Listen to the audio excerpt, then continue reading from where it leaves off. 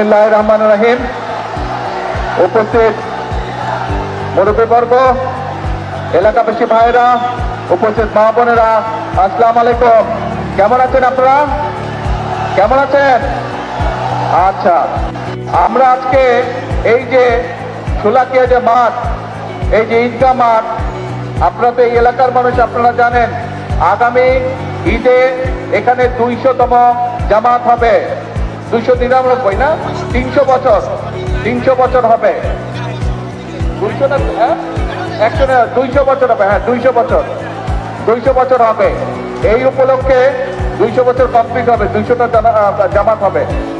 এই উপলক্ষে আমরা এই মাঠটাকে উন্নয়নের জন্য, এখানে লক্ষ লক্ষ মানুষ যেহেতু নামাজ পড়তে আসে প্রতি ঈদে, এই মাঠটাকে উন্নয়নের জন্য আমরা 17 কোটি টাকার একটি প্রকল্প হাতে নিয়েছি, যার মধ্যে এরই ভিতর আমরা জেলা প্রশাসকের কাছে 6 কোটি টাকা সরকার থেকে পৌঁছে দেওয়া হয়েছে।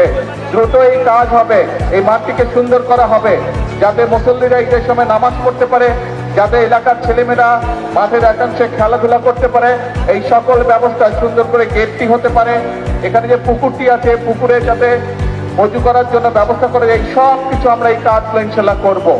কাজে আপনারা এই এলাকার মানুষ, এই মাঠটি একটি ঐতিহ্যবাহী মাঠ, এই এলাকার মানুষ আপনারা, আমি আপনাদের সকলকে অনুরোধ করব, এই মাঠের একটি লম্বা ইতিহাস আছে, যাতে এই মাঠটি সুন্দর থাকে, এখানে গাছপালা যেগুলো লাগানো হবে সেগুলো যাতে সুন্দর থাকে, দয়া করে সেগুলোর যত্ন আপনারা সকলে মিলে নিবেন।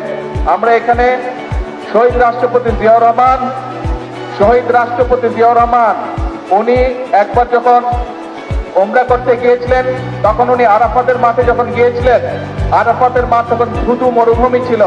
সেখানে উনি তখন সাউদি বাদশার কাছে বললেন যে তোমরা গাছ লাগাও না কেন? সাউদি বাদশাহ তখন ওনাকে জিজ্ঞেস করলো যে আমরা এখানে মরুভূমিতে কি গাছ লাগাবো? শহীদ জিয়া দেশে ফিরে এসে 1 লক্ষ নিম গাছের চারা পাঠানো গিয়েছিলেন তিনি।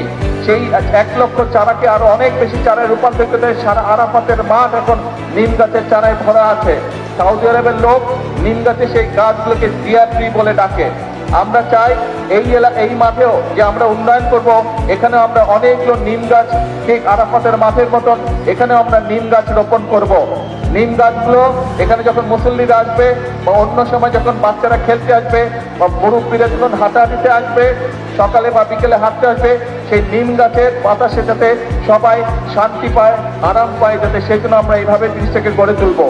তো আজকে যেহেতু সন্ধ্যা হয়ে গিয়েছে, রাত হয়ে গেছে, আজকে আর বক্তব্য বাড়াবো না। ইনশাআল্লাহ আরেকদিন আপনাদের এখানে আসবো, সেদিন রাজনৈতিক সভা করে সেদিন রাজনৈতিক বক্তব্য রাখবো। আমি আজকে মুরব্বী সহ, মা বোন সহ সকলের কাছে দোয়া চেয়ে আমার বক্তব্য শেষ করছি। আল্লাহ হাফেজ।